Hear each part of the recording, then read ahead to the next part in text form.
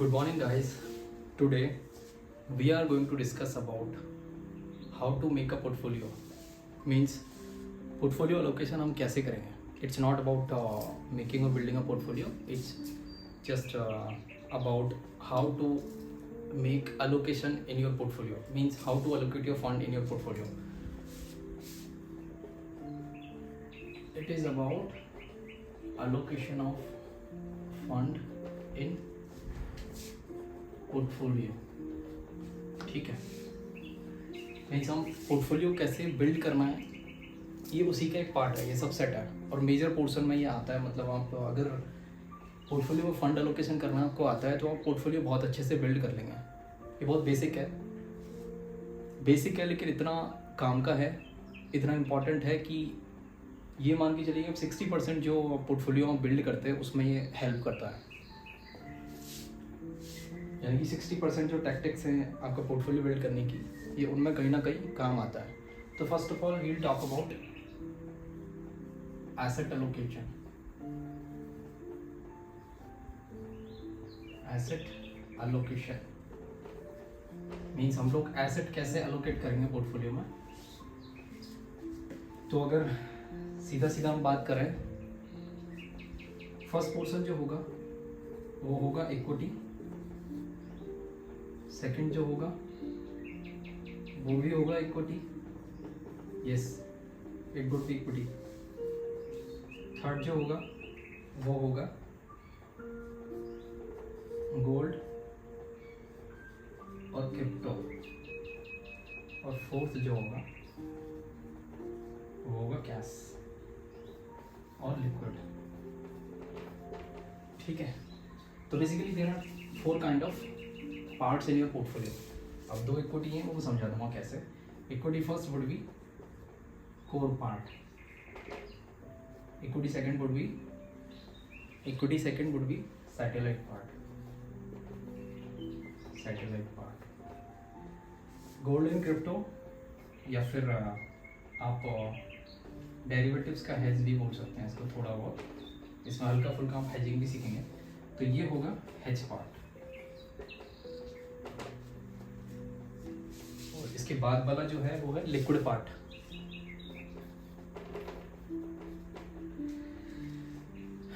Means अगर हम सीधा इनको इजी वर्ड्स में एक्सप्लेन करें तो हर एक पोर्शन जो है फर्स्ट, सेकंड, थर्ड और फोर्थ, हर एक पार्ट की अपनी एक अहमियत है. मतलब बहुत इंपॉर्टेंस रखता है पोर्टफोलियो बनाने में. ये चारों पार्ट अपनी अपनी जगह पे बहुत ही इंपॉर्टेंट हैं. कैश का होना बहुत ही इंपॉर्टेंट है आपके पोर्टफोलियो में, बहुत ज़्यादा इंपॉर्टेंट है. जब मार्केट मोमेंटम में होता है, अपवर्ड मोमेंटम की बात कर रहा हूँ, मार्केट अपसाइड मोमेंटम में होता है, तो you need to have cash in your portfolio. मतलब आपके पास बहुत सारा कैश होना चाहिए, बिकॉज पता नहीं कब मार्केट एक बड़ा बूम ले जाए या पता नहीं कब मार्केट गिर जाए. तो दोनों टाइम पे आपको कैश का रिक्वायरमेंट होता है. लेकिन जब मार्केट साइडवेज में होता है, ना ऊपर जा रहा नहीं नीचे जा रहा, उस टाइम पे कैश पोर्टफोलियो उतना मायने नहीं रखता. तो it depends on what kind of stage of market you are facing right now.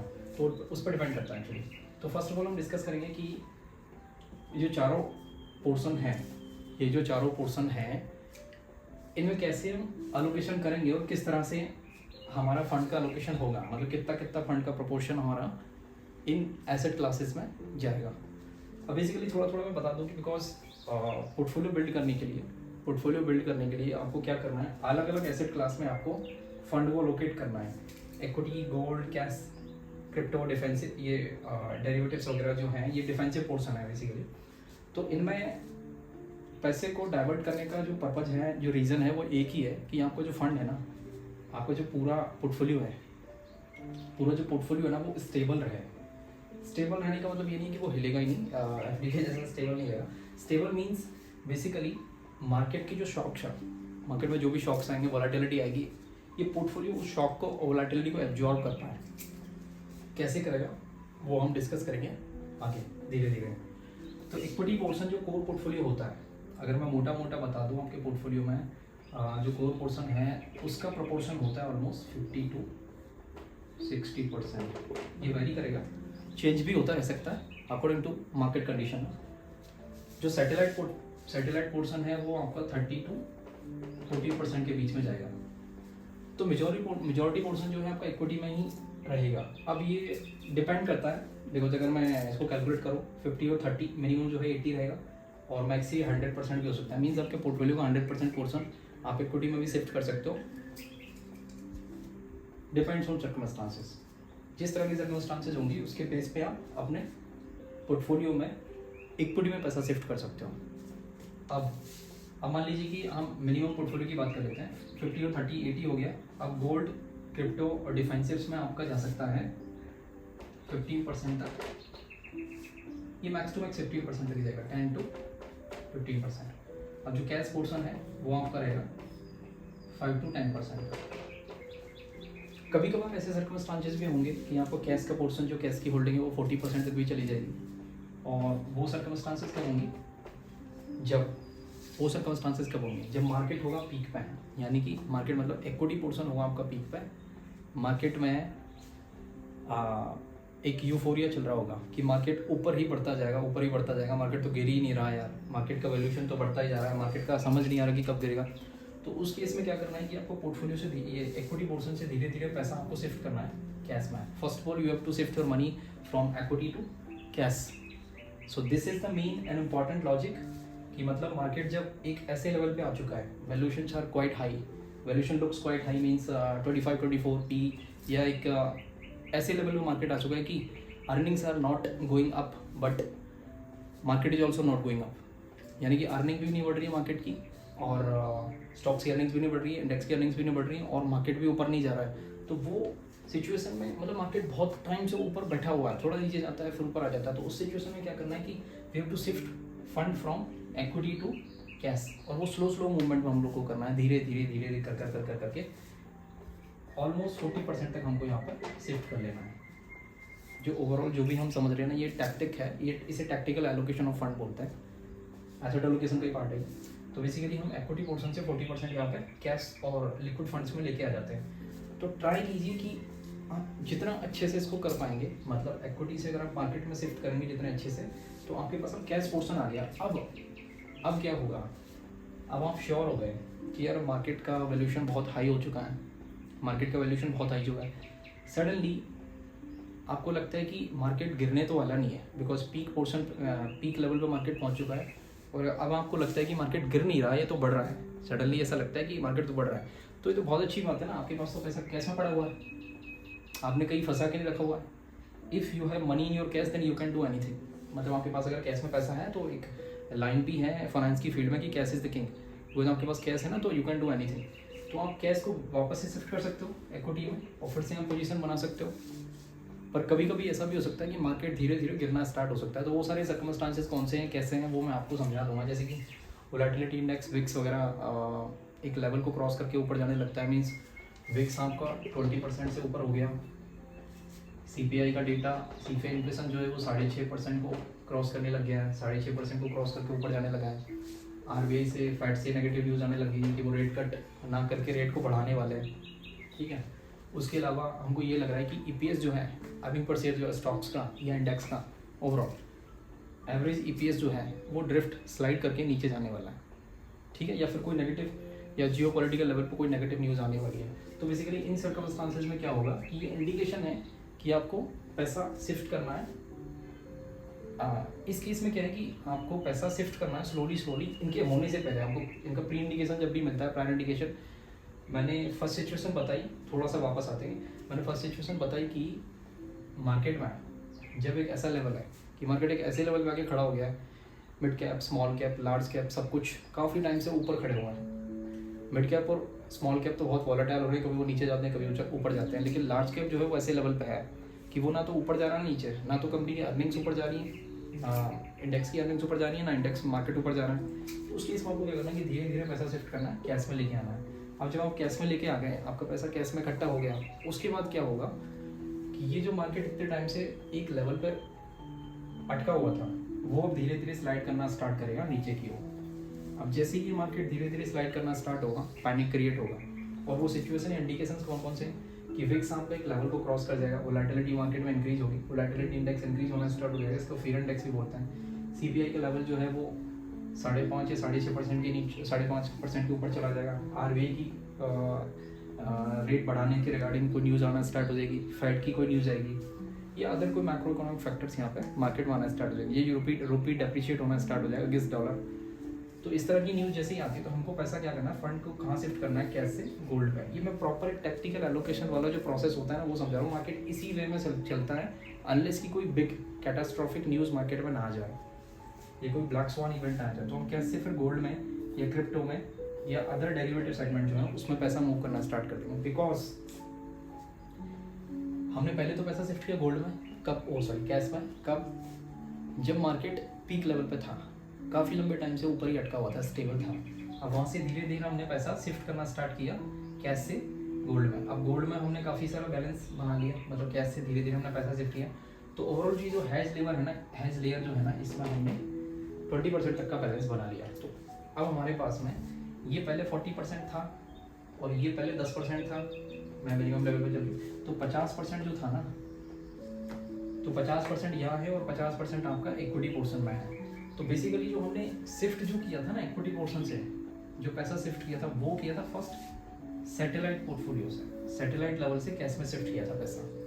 यानी कि जो इक्विटी का सैटेलाइट पोर्शन का जो है पैसा वो हमने कैश में शिफ्ट किया था। रीज़न क्या है कि जो इक्विटी का कोर पोर्टफोलियो है ना, ये स्टेबल पोर्टफोलियो होता है, मोस्टली लार्ज कैप्स या ETFs वगैरह से, म्यूचुअल फंड वगैरह से बना होता है। तो ये बहुत स्टेबल होता है। अगर मार्केट में कैसे भी कोई पैनिक या वोलेटिलिटी वाला सिचुएशन आता है, फियर वाला सिचुएशन आता है, तो this portfolio will be intact, nothing can hamper this portfolio ना, ये वाले पोर्शन को हैम्पर नहीं करता। लेकिन जो सैटेलाइट पोर्टफोलियो होता है ना, ये स्मॉल कैप्स या फिर जो ऐसे अपॉर्चुनिटी स्टॉक्स या सेक्टर्स या थीमेटिक फंड वगैरह जो होते हैं ना, उनसे मिलकर ये बना होता है सैटेलाइट पोर्टफोलियो। बिकॉज इसमें बड़ी एक्सपेक्टेशंस भी ज़्यादा होती है, तो होल्डिंग्स जो होती है वो भी रिस्की होती है। अब जो ये पोर्शन है इसको पहले हम शिफ्ट करेंगे कैश में, ठीक है। जो मैं सारा समझा रहा हूँ कि हमने इक्विटी का जो पोर्शन शिफ्ट किया था वो पहले हम सैटेलाइट को शिफ्ट किया था, तो सैटेलाइट का हमने मेजर पोर्शन हमने शिफ्ट कर दिया, तो मे भी हो सकता है 5% रह जाए। फिर हम धीरे धीरे कोर पोर्टफोलियो को शिफ्ट करें, बट कोर का मेजर पोर्शन रहने देंगे क्योंकि 5-10% यहाँ पे शिफ्ट करेंगे। तो पैसा जब कैश में शिफ्ट हो गया, अब कैश में जब इकट्ठा हो गया तो कैश से उसे गोल्ड में डाल देंगे। तो हो सकता है कि रिवाइज पोजीशन कुछ इस तरह की हो जाए, जो रिवाइज पोजीशन जो आएगी बाद में वो कुछ ऐसी हो जाए, जब मार्केट में पैनिक होगा, मार्केट वॉलेटाइल होगा और मार्केट अनस्टेबल होगा, तो कुछ सिचुएशन जो होगी हमारी वो कुछ ऐसी होगी कि जो कोर पोर्टफोलियो है ना, उसमें भी स्टिल 40% की आपकी होल्डिंग है ही, उसमें स्टिल आपकी 40% के आसपास होल्डिंग है। और हो सकता है कि सैटेलाइट पोर्शन में आपकी जो होल्डिंग है वो 5 से 10% की हो जाए, ठीक है। तो ओवरऑल मोटा मोटा यहाँ पर 50% हो गया।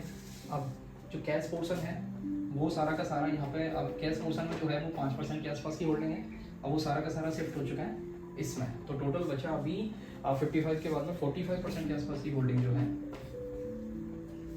वो आपकी गोल्ड, क्रिप्टो और डेरिवेटिव्स में चली गई है, वो डेरिवेटिव्स में चली गई है। रीज़न, क्योंकि जब मार्केट में वोलेटिलिटी या पैनिक आता है तो आपको ये तो पता है कि फंड एलोकेशन या फंड का मूवमेंट कैसे होता है कि अगर मार्केट में हंटिंग नहीं होती है, मनी की हंटिंग नहीं होती है, तो वो कहीं और होगी ना। अगर इन्वेस्टर जो है, छोटा इन्वेस्टर जिसकी हंटिंग होती है, वो अगर पैनिक कर गया, वो पैनिक करके कहीं ना कहीं तो पैसा शिफ्ट करेगा ना, वो निकल जाएगा। और मेजर इन्वेस्टर्स भी ऐसा करेंगे कि अब उन्हें कहीं ना कहीं तो अपना शिकार ढूंढना पड़ेगा ना, तो वो बेसिकली क्या करेंगे, अपना फंड या सेफ्टी के लिए या फिर नेक्स्ट हंटिंग अपॉर्चुनिटी के लिए शिफ्ट करेंगे इक्विटी से कैश में और कैश से गोल्ड वगैरह में। ये प्रोसेस पूरा होता है। अब काफ़ी टाइम तक ये पैसा यहाँ पर बना रहेगा, मे भी हो सकता है 6 महीने हो जाए, साल भर हो जाए, जब तक कि मार्केट में अनसर्टेनिटी रहेगी, मार्केट मतलब स्टॉक मार्केट में अनसर्टेनिटी रहेगी, इकोनॉमिक लेवल पर अनसर्टेनिटी रहेगी। तो पूरा जिस चीज़ में अनस्टेबिलिटी रहेगी ना, वो सिर्फ इक्विटी पोर्शन होगा। इक्विटी पोर्शन उस टाइम पे बैड परफॉर्म करेगा, और when equity portion performs badly, उस टाइम पे कैश मतलब डेट होल्डिंग्स वगैरह आपकी गवर्नमेंट के बॉन्ड्स वगैरह, या फिर हो सकता है कि लिक्विड फंड्स वगैरह जो है वो काफ़ी अच्छा परफॉर्म करता है। अब यहाँ पे तो थोड़ा सा पोर्शन है हमारा। अब जो गोल्ड, क्रिप्टो और डेरिवेटिव्स वगैरह है ना, ये ऐसे टाइम पे बहुत अच्छा परफॉर्म करता है जब मार्केट में अनस्टेबिलिटी होती है। बिकॉज आप सोच के जाइए, डेरिवेटिव्स में लोग पोजीशन कैसे लेके चलते हैं, अगर मार्केट गिर रहा है तो निफ्टी को सेल कर देंगे, फ्यूचर सेल कर देंगे, या हो सकता है कि ऑप्शंस में पोजीशन बना लें। तो इस तरह से लोग इस टाइम पे हेज पोजीशंस में ज़्यादा एंटर हो जाते हैं, और हेज पोजीशन में 3-4 चीज़ें आती हैं, गोल्ड हुआ, क्रिप्टो हुआ, और या फिर क्रिप्टो में जैसे bitcoin and ETF, bitcoin and ये तुम्हारा एथेरियम हुआ, या फिर डेरिवेटिव्स में आपके फ्यूचर्स एंड ऑप्शंस हुए। तो इसमें जो इंस्टीट्यूशनल लेवल के इन्वेस्टर्स हैं वो एंटर होंगे। तो ये पूरा जो एसेट एलोकेशन स्ट्रेटजी जो है ना, ये इंस्टीट्यूशनल लेवल की स्ट्रेटजी है। मतलब इंस्टीट्यूशंस, मेजर या बिग इन्वेस्टर्स जो होते हैं, या बड़े इन्वेस्टर्स या मेजर जो इंस्टीट्यूशंस होते हैं, वो इस तरह से अपने फंड का एलोकेशन करते हैं। अगर रिटेल इन्वेस्टर भी इस तरह से, इस टाइप से फंड को शिफ्ट करता है, अपना पैसा शिफ्ट करता है मार्केट को समझते हुए। सिंपल लेवल में मार्केट को समझने के लिए कुछ तरीके होते हैं। विक्स देखा, CPI देखा, RBI या फेड का डेटा देखा, ये रुपी का डेप्रिशिएट होना देखा, तो या फिर EPS जो है मार्केट का, इंडेक्स का, या फिर किसी स्टॉक का, जो आपके जो सैटेलाइट के होल्डिंग वाले जो स्टॉक्स है ना, इनका EPS अगर ड्रिफ्ट हो रहा है, ड्रिफ्ट मतलब नेगेटिव साइड में ड्रिफ्ट हो रहा है, फिसल रहा है नीचे की ओर, तो ये भी एक इंडिकेशन है। तो ये कुछ इस तरह का इंडिकेशन है जब आपको फंड एलोकेशन की ओर फोकस करना है। You have to focus on fund allocation very seriously when this kind of events happen ना। तो अब इस सिचुएशन में पैसा शिफ्ट हो गया है, हैज जो पोर्टफोलियो हमारा, जो हैजिंग का जो पोर्टफोलियो है, गोल्ड हुआ, क्रिप्टो हुआ, डेरिवेटिव हुआ, एंड इसके अलावा कुछ छोटी मोटी चीज़ें भी हो सकता है कि आप रीट्स वगैरह में भी पैसा डाल दें।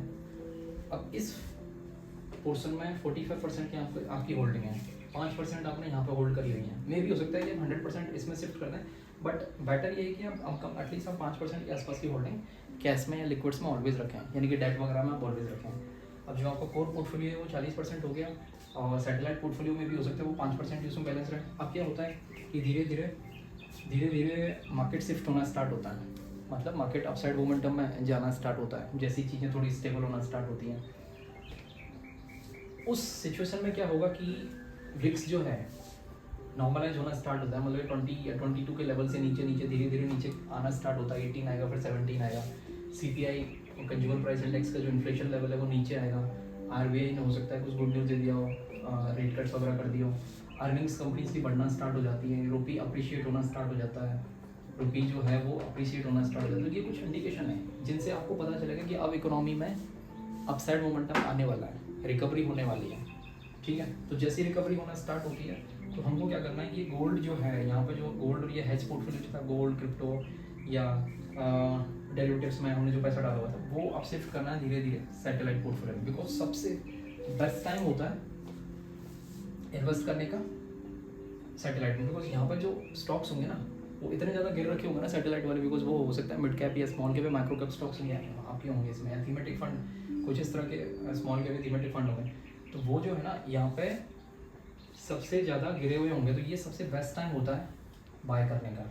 अब आपने यहाँ से फंड शिफ्ट किया, इसका आपने फंड बराबर कर लिया 40%, थोड़ा आप यहाँ से शिफ्ट करेंगे, जो कैश में भी पड़ा हुआ उसको भी आप शिफ्ट कर लें, और कुछ जो बचा हुआ था इसका, तो मेजर आपने जो इक्विटी का जो पोर्शन था फिर से आपने रिफिल कर दिया उसको। तो जो आपकी रीसेट होके जो पोजीशन आ गई, जो रीसेट होके पोजीशन आई फिर से, वो क्या रही, वो पहले वाली एज इट इज वही पोजीशन हो गई जो कि पहले थी। क्या मीन्स जो इक्विटी का कोर पोर्टफोलियो था वो हो गया वही 50 से 60% के बीच चल जाएगा, मतलब पुराना वाला लेवल वही। अब जो आपका इक्विटी का सैटेलाइट पोर्शन था उसमें फिर से आपका वही 30 to 40% का पोर्शन हो गया। मे भी हो सकता है कि आपने पुरानी नीचे वाली जो भी होल्डिंग है, कैश और गोल्ड वगैरह की जो होल्डिंग्स हैं उनको आपने शिफ्ट करके, डेरिवेटिव्स या फिर क्रिप्टो की होल्डिंग्स जो उनको सारा शिफ्ट करके आपने पूरा इक्विटी में शिफ्ट कर दिया। बट होना ये चाहिए थोड़ा बहुत 5% के आसपास कैश में और हैज पोर्टफोलियो में आपको रखना चाहिए। और दूसरा यहाँ पे जो हैज वाला पार्ट था गोल्ड, इसमें भी थोड़ा बहुत होगा, इसमें थोड़ा बहुत ही रहेगा क्रिप्टो, और उसके बाद डेरिवेटिव्स वगैरह में, डेरिवेटिव होल्डिंग्स वगैरह। तो हो सकता है ये 5% से 10% के आसपास की होल्डिंग होगी। और कैश हो सकता है ऐसे टाइम पे आपका जीरो भी हो जाए, बिकॉज अब तो मार्केट में मैक्स अपॉर्चुनिटीज आपके पास है ना, तो आप फंड शिफ्ट कर सकते हैं। बट ये वाला पोर्शन जो है ना आपको कभी भी जीरो नहीं होगा, हो तो भी ठीक है बट कभी होना नहीं चाहिए। मतलब 0 से 5% के आसपास आपके पास होना चाहिए, बिकॉज ये ट्रैक करने के लिए भी जरूरी है। इसमें काफ़ी सारी एसेट आपकी हैं तो ये ट्रैक करने के लिए ज़रूरी है। कैश में आपके पास ट्रैक करने के लिए कुछ होता नहीं है। डेट में आपको पता ही है कि स्टेबल रिटर्न होता है, तो you don't need to track anything in this portion ना। अब इक्विटी बढ़ना स्टार्ट हो जाएगा, धीरे धीरे आपका पोर्टफोलियो रफ्तार पकड़ना स्टार्ट हो जाएगा, बिकॉज मेजर पोर्शन जो है आपका 90% या 80% के 80 to 90% के आसपास जो पोर्शन है वो आपका इस इक्विटी पोर्शन में आ गया है। और बाकी का जो हेज पोर्शन में है वो आपका कैश और ये दोनों मिला के 10 से 15% ही आपका रहेगा। तो आपका 80 to 85% पोर्शन जो है फंड जो है वो इसमें आपका इन्वेस्टेड होगा इक्विटी में। तो फिर से इक्विटी मूव करना स्टार्ट कर देगा, आपका पोर्टफोलियो जो है एक रफ्तार पकड़ लेगा फंड। तो ये था टैक्टिकल फंड एलोकेशन या एसेट एलोकेशन जिसे बोलते हैं। अगर ये स्ट्रेटजी को अगर फॉलो करते हैं हम लोग तो हमारे पोर्टफोलियो में एक मेजर बूस्ट रिटर्न में हम लोग ला सकते हैं।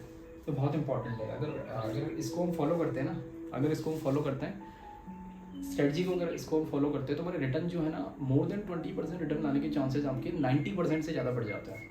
85-90% से ज़्यादा बढ़ जाता है जब आप स्ट्रेटजी को फॉलो करते हैं। और इसमें जो इंडिकेटर्स होते हैं वो तो मैं आपको बता ही दिया, विक्स वगैरह, आरबीआई का डेटा, सीबीआई का डेटा, उस टाइप की चीज़ें, तो उनको चेक करके अब वो हम सिंपली गूगल से सर्च करके या जो जनरेटिव एआई जो एलएलएम मॉडल्स हैं उन पे कहीं पे भी प्रॉम्प्ट डाल के सिंपली आप निकाल सकते हैं। जैसे ही आपको उनका इंडिकेशन पता चलता है, एक मैं बताना भूल गया कि पी रेशियो भी आप निफ्टी का पैक रेशियो, पी रेशियो भी निकाल सकते हैं, उससे भी आपको पता चल जाएगा। बट सीधा मैंने अर्निंग्स ड्रिफ्ट के बारे में बताया था।